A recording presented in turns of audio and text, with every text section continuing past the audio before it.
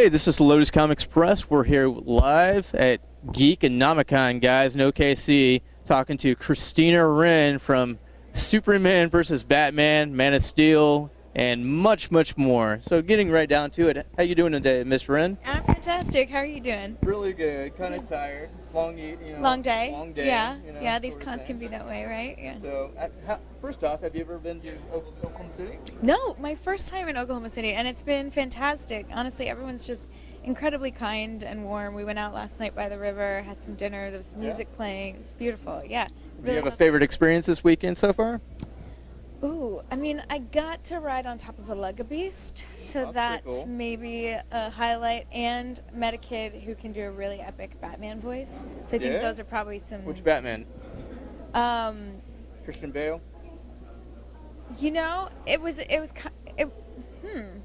his very own Batman. Yeah? I think, yeah. That's a good touch. Yeah, You know? I'm into it. I was That's super awesome. into it. Mm. So I hear you have a production company. I do. And where's that based out of? Out of Los Angeles. We started in New York, so we still work both in New York and Los Angeles. Okay. But, yeah, we're That's very based cool. in Cali. And some of your acting is, I guess where I first noticed you was Man of Steel. Mm-hmm. And then, Superman versus Batman came along, and you were in the second one. I made it in, yeah. And that was awesome. I was like, yes, that's great. And so, tell me a little bit of your experience based on Man of Steel versus obviously, Superman versus Batman. Yeah, I think one of the biggest differences is just doing a sequel. Everything feels a little bit bigger. The whole world already knows so much about what you're doing and what the universe is. Right.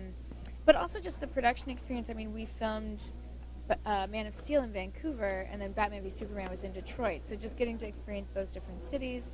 And I get to work with Harry Lennox, who's an amazing actor. Awesome. Yeah, he's become a great friend, and we do some holidays with him and his wife, and it's just become quite a lovely community of people to work with. See, I was going to say, because, how they filmed, like, Man of Steel, and then Superman versus Batman was kind of the same way on how they filmed Clark Kent himself as versus to Superman. And a lot of people don't remember that version of Superman. They remember the Christopher Reeve version of Superman. The persona basically changed through the new movies as versus to, like, the Christopher Reeve or George Reeve or any of that. So that, I think that was the big kind of negative connotation that was on the movie is versus as it was so out there and diverse to any other Superman movie that was out there.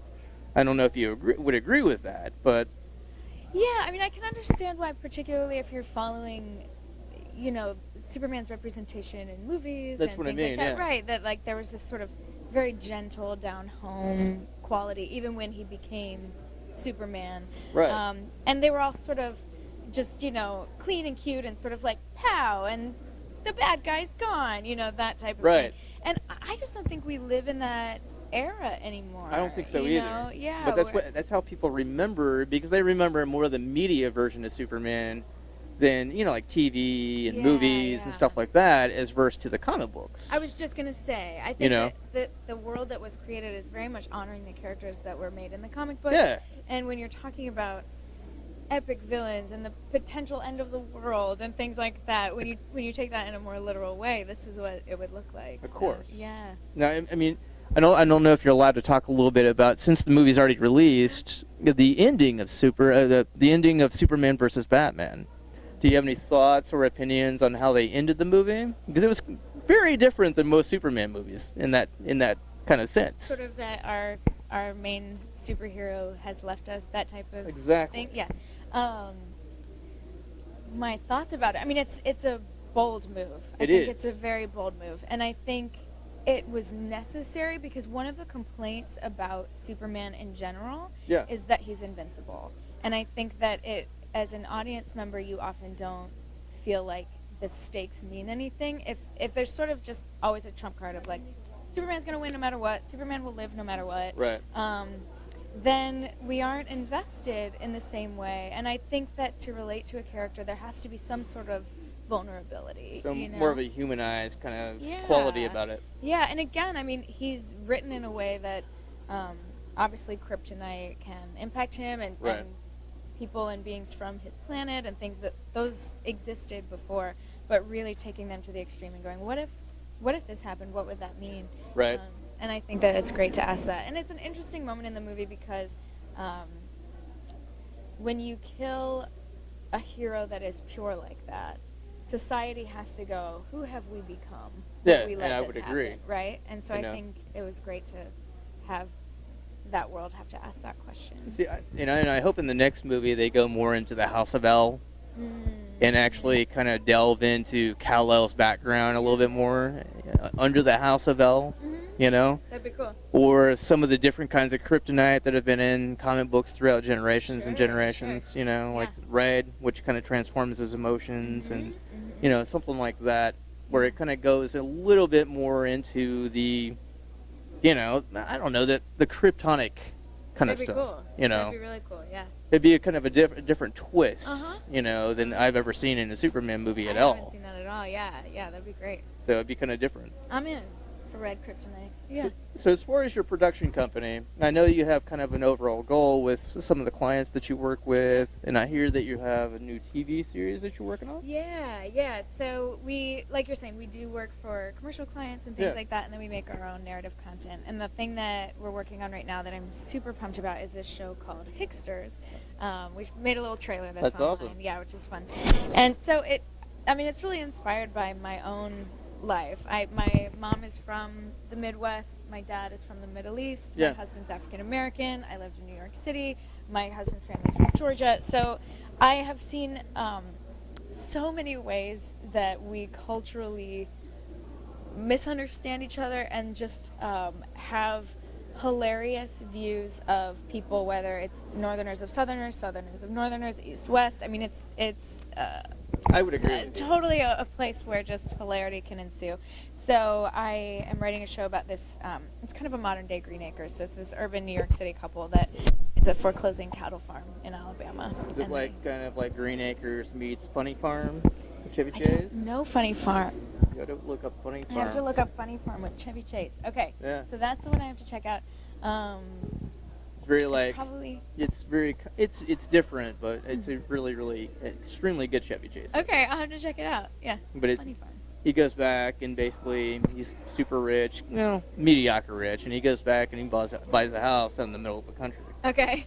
But it is a worth watch. Fish out of water type. Basically, yeah, that's what this is totally. So it sounds awesome. I haven't had a chance to see the trailer, but I definitely want to check it out. Thank you. I appreciate that. Yeah. I'd love to hear your thoughts. So yeah, we're going to production hopefully in the next few months. That is very cool. Yeah, getting it up on its feet.